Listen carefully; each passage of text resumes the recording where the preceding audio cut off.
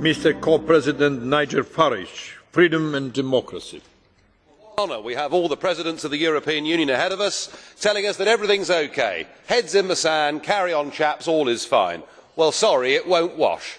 The euro is living on borrowed time, it's living on borrowed money, and this second Greek bailout just prolongs the agony.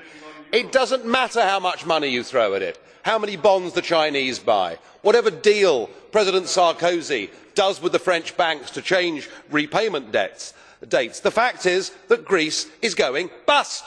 She can't even afford her current repayments, let alone be forced by you to taking on a whole load more debt.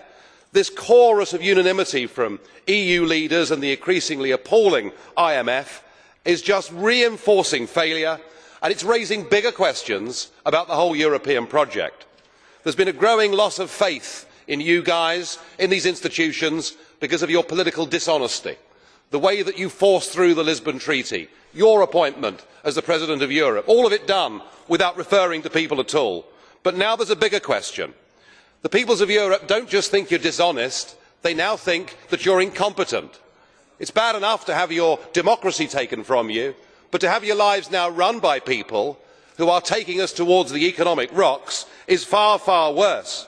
You run around like headless chickens, lurching from one bailout to the next, never inspiring confidence, never giving any leadership. Every single prediction you make at these meetings is proved to be wrong. You are now looked at as the Brussels bunglers.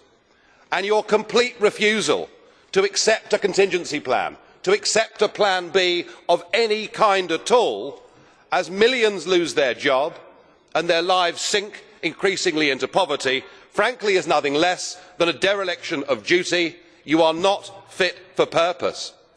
And this chamber may be empty today because MEPs, frankly, don't really care. But as we speak, there are hundreds of thousands gathering in Athens and other big Greek cities. If they reject your bullying demands, if they say no to this package and there is a default, well, it'll be painful for the banks, it'll be painful for the ECB, but better surely to face up to our responsibilities now. I wonder, do you have a plan in place for that?